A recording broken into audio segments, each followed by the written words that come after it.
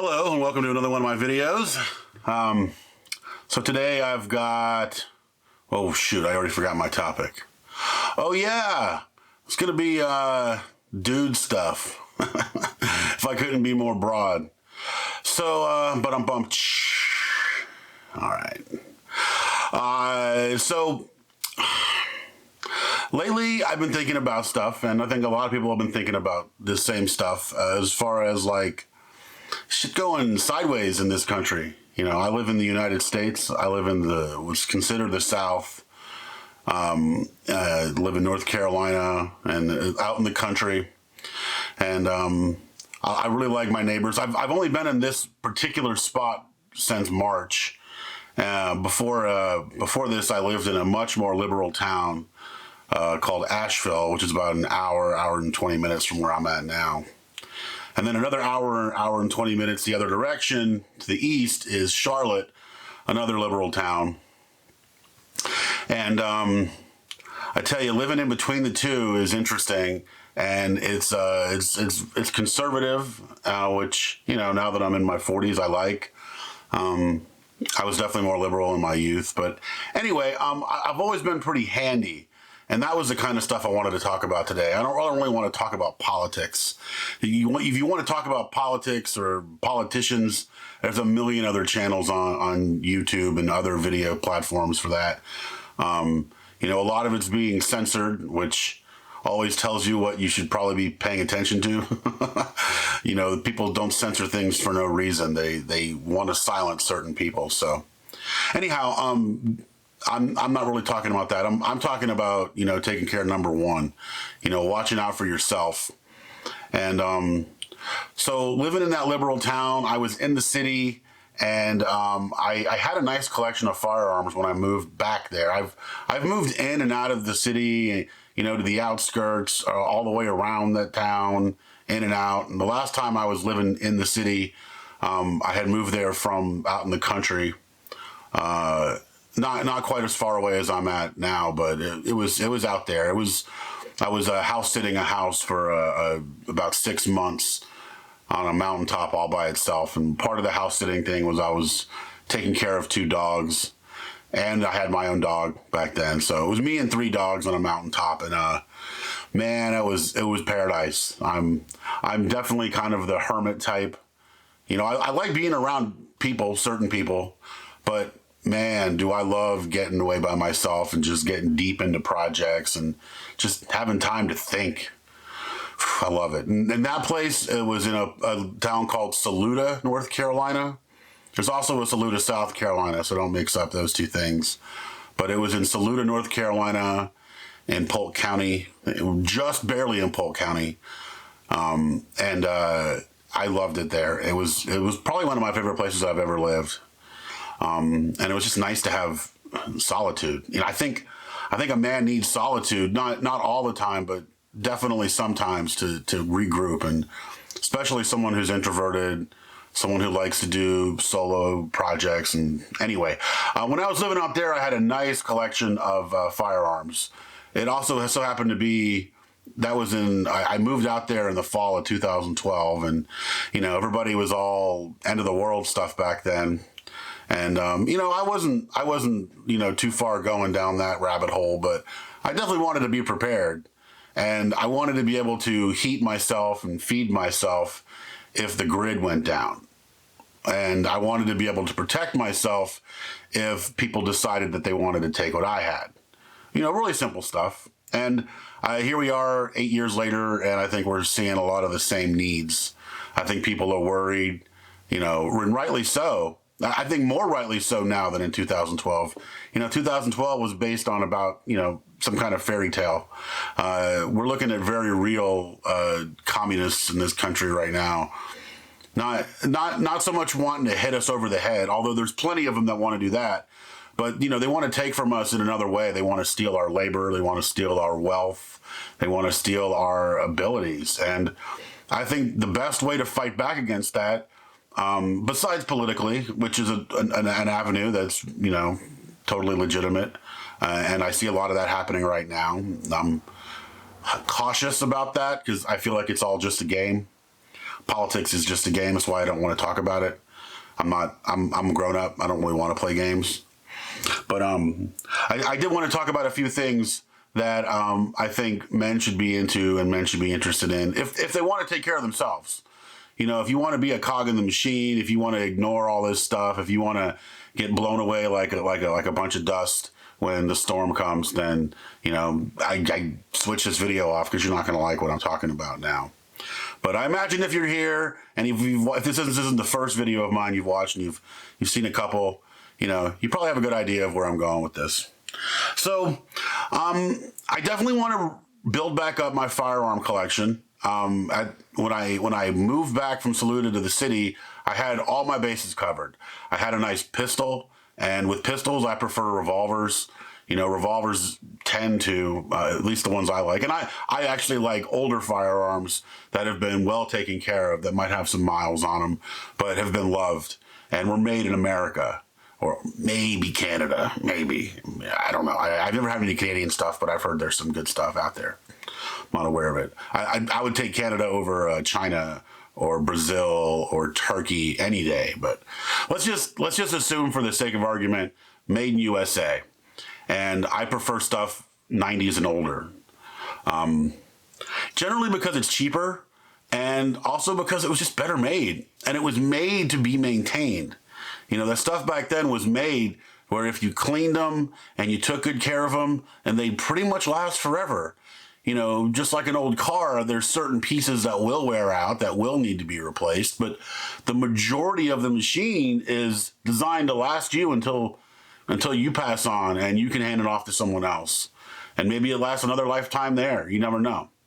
But I like to buy tools that I know are going to last at least my lifetime for me. And if I pass them on beyond that, even better. So I don't have a lot of money at the moment, and firearms have definitely gone up in price in the last 8 years.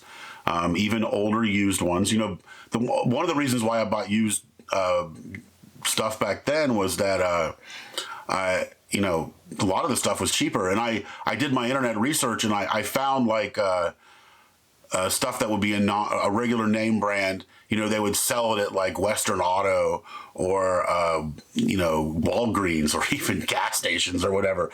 You know, they used to sell firearms everywhere back in the old days. You know, as long as you weren't a felon and you were a grown up, you know, they'd sell it to you. You know, we had a really nice time here in this country before all these lefties decided to start grabbing guns and demonizing guns and ignoring the people behind the guns that are the real problem. Anyhow, I had a nice little collection that I had spent maybe a total of, I don't know, $1,000 to $1,200 on. And with that money, I had, like I said, I had a nice revolver. I had a Colt police issue 38 special. I had it was neat. It was an older 50s police model, and man, is it a J frame? I think so. Again, it's been years since I've had this one, and it had been chromed. It had been someone's service revolver, and it was originally blued, and then someone had it chromed, and it had pearl handles put on it instead of the original wood handles. And it was a neat little shooter. I liked it a lot. It was a snub nose, so it wasn't terribly accurate, but you know, at close range, you know, you're gonna put a hurting on somebody with that thing. Anyway, I had that. I had I think it was Mossberg made. It was a 22 Magnum rifle, bolt action. They called the Chuckster. It was the Chuckster because there was some celebrity. Was it Chuck Yeager? Maybe Chuck Connors. Maybe it was Chuck Connors, who was like their ad guy for it, and he helped promote it in magazine ads and stuff. Anyway, I had one of those. I had a lever action Marlin 3030, which was beautiful, and I can't believe how much those are going for now. I think I bought mine for like $350, and I might have sold it for a little more than that a year later, 2 years later, and now they're twice that much now. And ideally, I'd like to have a lever action that took a 357 or a 38 special, and then another revolver handgun that took, 357 or 38 special. That way I could have flexibility across routes. I mean, everybody wants to do that now, but anyhow, I had that. I also had a 12 gauge. It wasn't a Mossberg 500. I mean, it was a Mossberg 500, but they called it a Western Field 550, I think. It was a 6+1 pump action. Love that. I later got another, a Chinese version of that, the Maverick 88, about a year later, just to have, home defense. So when I moved back in the city, I got rid of all of these because I wasn't going to get to shoot them, and it just kind of bugged me that I had them sitting around and I wasn't going to use them. So I hit a point where I needed a bunch of money. Anyway, so I sold them all off, and then about a year later, I was like, I need to have something. I need to have something for home defense. So I got a Chinese Maverick 88 for like nothing, for like $100 or $125, and it was fucking junk.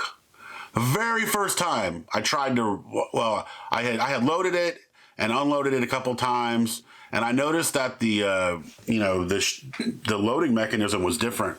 Even though it looked like a Mossberg 500, and I'm sure a lot of the same parts would swap over, the actual mechanism that loaded and unloaded was totally different.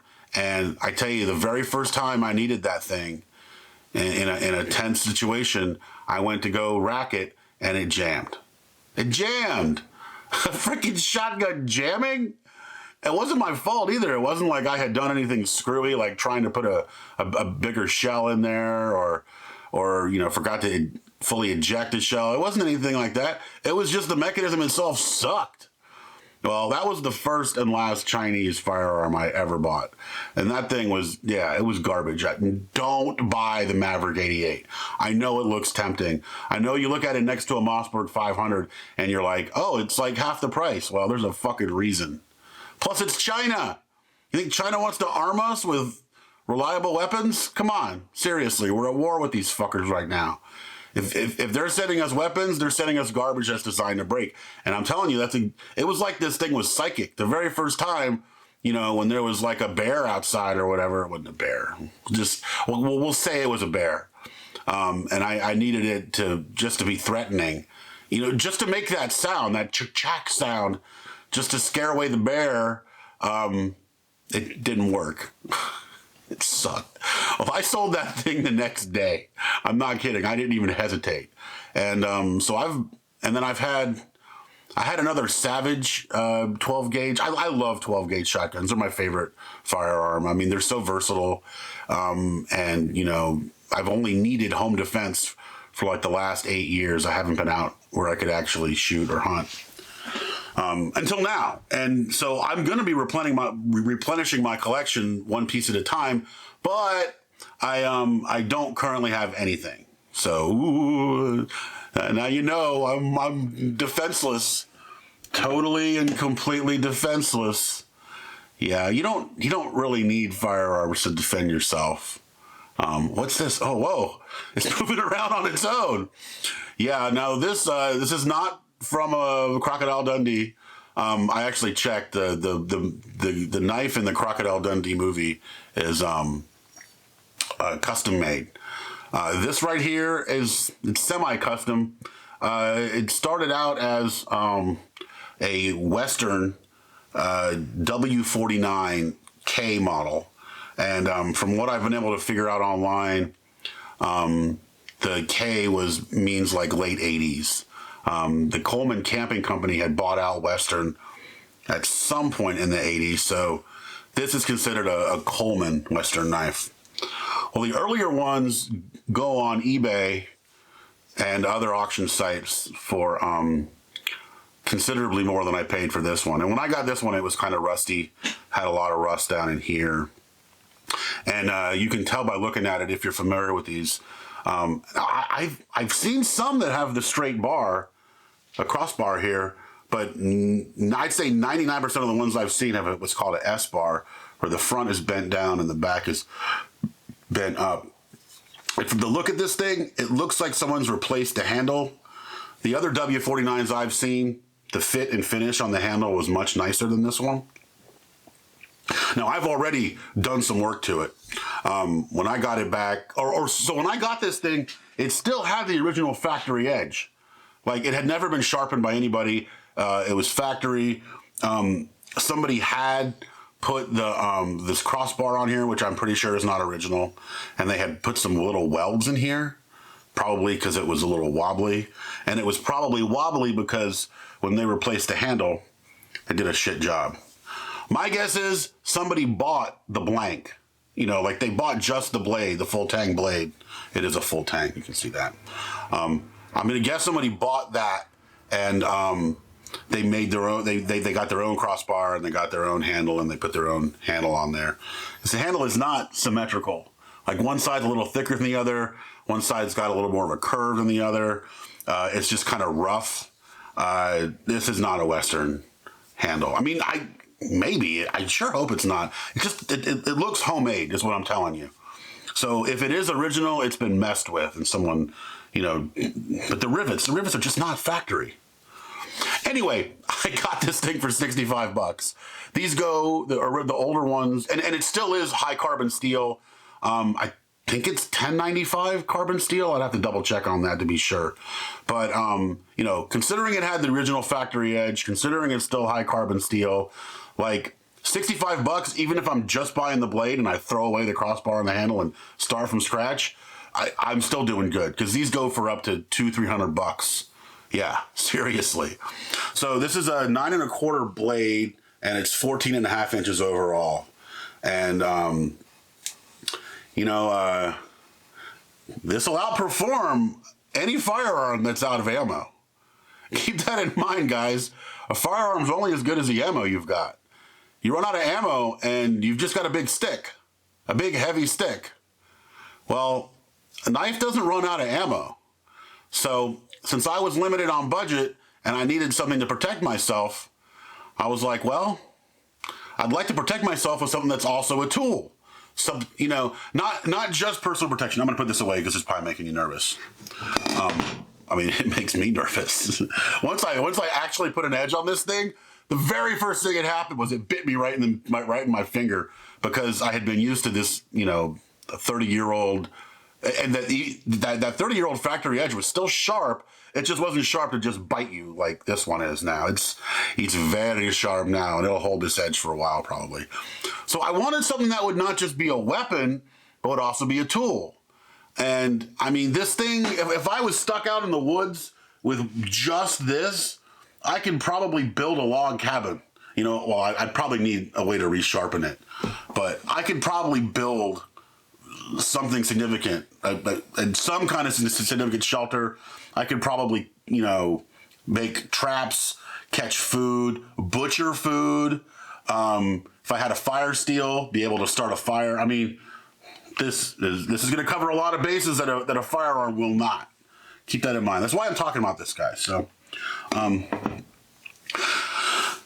really, you got to have your own back these days, guys. And I'm not saying carry a 14.5 inch knife around with you everywhere you go. In fact, you might want to check. I don't know how legal this thing even is. I don't really care. You know, it's my self-defense, and I'm gonna keep it. But that doesn't mean I'm gonna strap it to my leg and go wear it out in public and try to scare people with it. That'd be dumb. But it will be within arm's reach whenever I'm at home. Keep that in mind. So that's my over-the-top, make them shit their pants weapon. You know, it's the knife equivalent of a 12-gauge shotgun with the Chachak. You know, you pull out the Crocodile Dundee, and they rethink what they were gonna do. You know, especially if they've got a little. If you get into a knife versus knife situation, and it's a switchblade or some little thumb flip thing, and you've got this, just like in the movie, they're gonna reconsider. I know you younger guys are watching this right now, and you're like, "What the hell is a Crocodile Dundee?" Go watch it. Just the first one. There were at least 2, maybe 3 of them. Don't bother with the sequels. Please don't bother with the sequels. You want to see the first one. It's an interesting movie. It's funny, and it's good. It's good. Anyway, so I've also got with me here a much more reasonable weapon. And I say weapon because it's not it's not just a weapon, it's also a tool. This is made by Ontario, and I believe they still make it. You got to be careful, though. There's two versions of this. This is the Ontario. They originally made this for the United States Air Force, and this is a survival knife. It's got a serrated edge on the back. It's got the clip point, and man, I don't remember the steel it's made out of. It's a high carbon steel. It's not stainless. That's why it's got the bluing on it. It's got a little holes here on the crossbar, so you could thread some rope or whatever through there. It's got a really heavy handle. Now this would have been, if a pilot would have worn this where he could reach it, a lot of times it will be upside down on their uniform, and they could pull it out, and if they're stuck in the cockpit or something, this heavy thing could actually break the glass. This will break the shit out of some glass, by the way. Not that I know. But this little guy is awesome. This one, it's got a build date on it of 3/11, which tells me March 2011. You can see this one has the little blood groove on it. Let me see if I can focus on it there. Come on, there you go. See this groove right here? They make a modified version of this thing that does not have the groove. And it's about $20 to $30 cheaper for that modified one. And I'd say don't get that one. But it's still better than nothing. And I think it's made from slightly cheaper metal. It's one of those things that's just, they cut a couple little corners. It's not made as well. It's not as good metal. I would stay away from that. Now, this is cool. It's got a little stacked leather handle like the old school knives. It's basically indestructible. I had one of these years ago that I put through its paces. I batoned wood with it. And it holds its edge forever. Once you get a good edge on this thing, man, it holds it so good. So I know it's some good super hard steel. And I even went and sharpened the very back of the tip here to give it a little more piercing power. It's just sharp at the very tip. There's supposedly some stupid laws about not being allowed to have the clip point on the back be sharpened. Fucking stupid shit. Like what the hell is that going to change? Why does there need to be legislation about that stuff? Fucking politicians just try to do shit just to look like they're busy. Anyway, so it also comes with a sharpening stone. The sharpening stone's all right. I mean, it definitely is not appropriate for putting an edge on it. Okay, so I bought this thing used. What did I pay? I paid $50 for it. They normally cost about $70 for a brand new one. The brand new ones that are not the modified or M version, they're worth every penny of that $70. Trust me. Get that. Or get an older used one. Because like I said, these things are so tough. I actually wanted an older used one until I stumbled upon this one. Somebody was selling this used. It had never been used. It wasn't in the packaging, but it still had its original factory edge. It didn't have a fucking mark on it. Even the handle, these leather handles, as soon as you start using them, they start soaking up your hand grease. And this thing didn't have a speck of hand grease on it. Anyhow, I hunted for about a month before I got a really good deal on this one. You could try to do the same thing. I would just grab a brand new one if you got the money. $70 for this thing is absolutely worth it. And like I said, the stone is good for keeping it sharp once you put a good edge on it.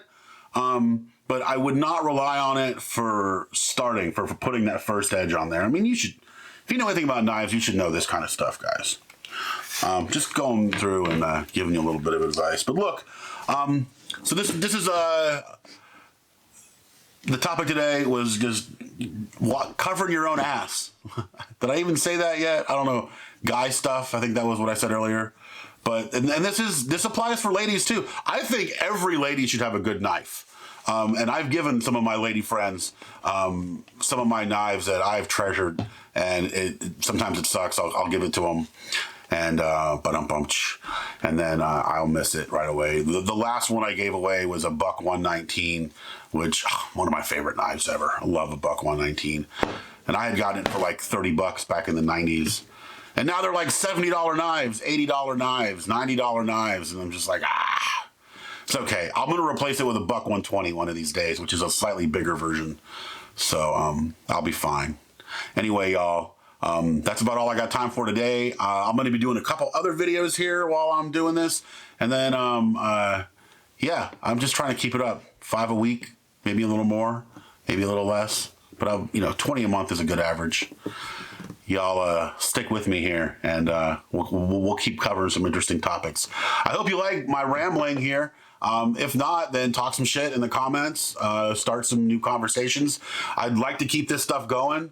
I always miss tons of stuff. I know whenever I finish these videos, I go back and watch them and I'm like, oh, I forgot to talk about this and I forgot to talk about that. And I started talking about this and didn't finish talking about that. And, I'm hoping that these conversations that we start and maybe reaction videos that you can make yourself, I'm hoping that can open up an avenue where we can start turning this monologue into a conversation. All right, y'all. I love you. I mean it. Take care of yourselves out there. Until next time.